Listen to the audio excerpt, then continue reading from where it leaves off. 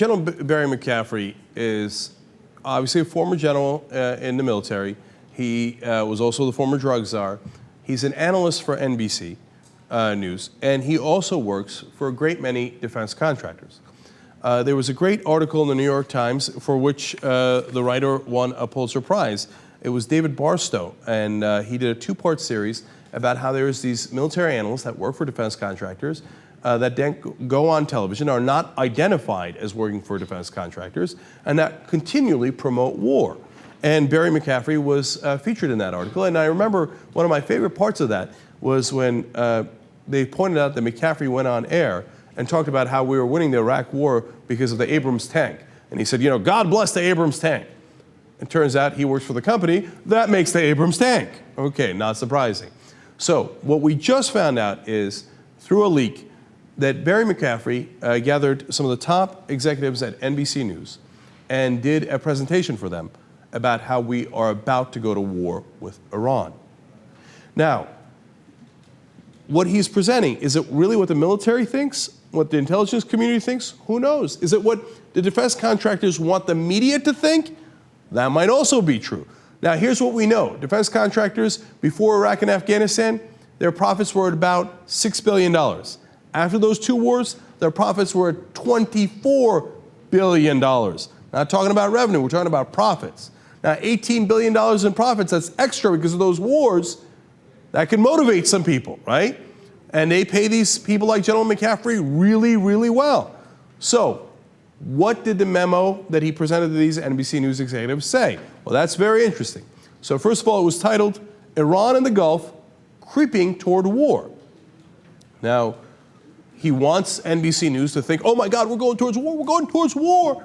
And it's, in fact, Iran that's pushing us in that direction, according to this memo, which then you go, okay, well, that's comical, because we're the ones that are threatening to bomb them.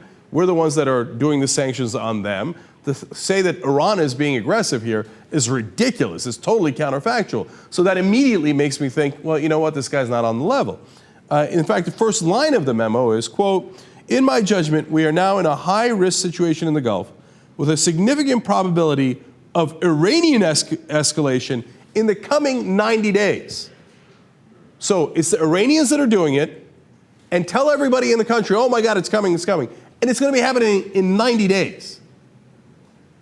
Look, if he said we were going to attack them in 90 days, I'd say, my God, maybe he knows something and I'm worried about that. If he says Iran is going to attack us in 90 days, that's just nothing but propaganda. There's no way that's true, okay?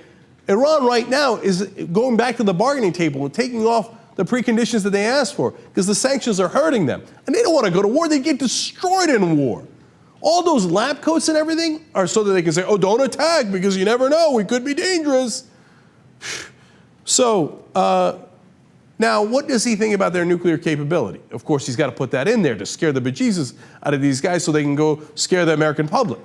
Quote, Iran will have a nuclear capability of 12 weapons within 60 months with the missile and fighter delivery systems required to strike targets in Israel, the GCC states, and the regional U.S. military forces.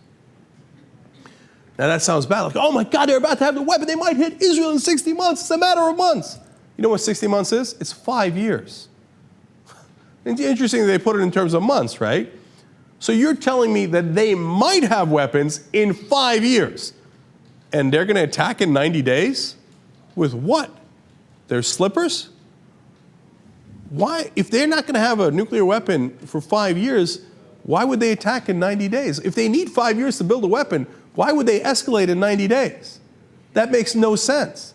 And why are you telling us that this is creeping towards war and it's imminent if they're not even going to develop the weapon for 5 years, according to your own estimation here?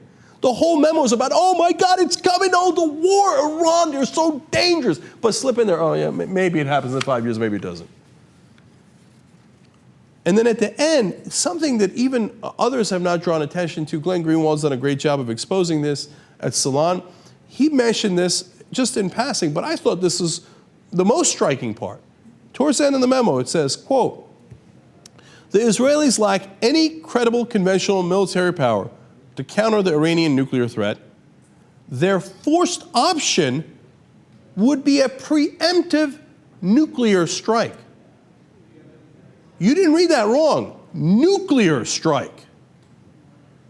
So because the Iranians might develop a nuclear weapon 5 years from now, we would have to do, our allies would have to be forced into a preemptive nuclear strike. How crazy is that? Why is this not front page news in every paper? Why is every TV station not talking about this? In fact, none of them will talk about it. Because no, Barry McCaffrey's an honorable man.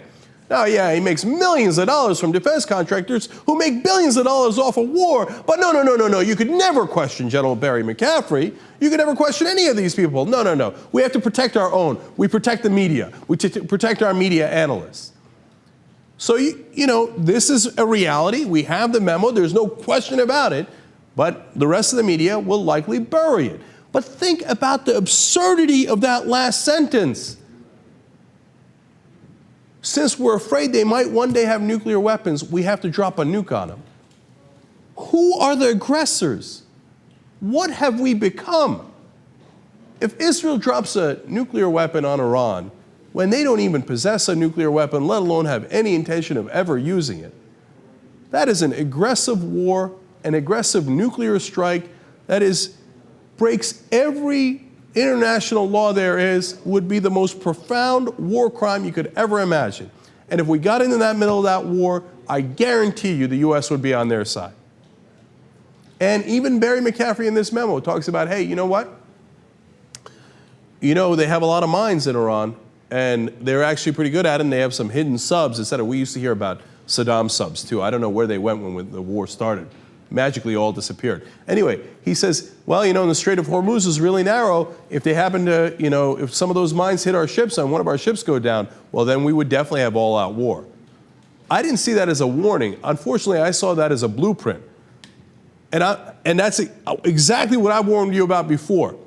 The minute we get into hostilities there, if they hit one of our ships, and God forbid something happens to one of our ships, what are we going to do? We're not going to go to all-out war with Iran? Of course we are. Look at McCaffrey's memo. He confirms it. Of course we are.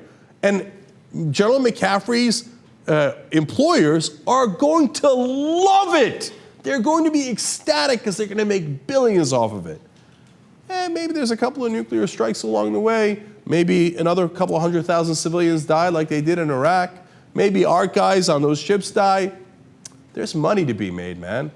This is an esteemed former general, military analyst for the news. NBC News should be embarrassed.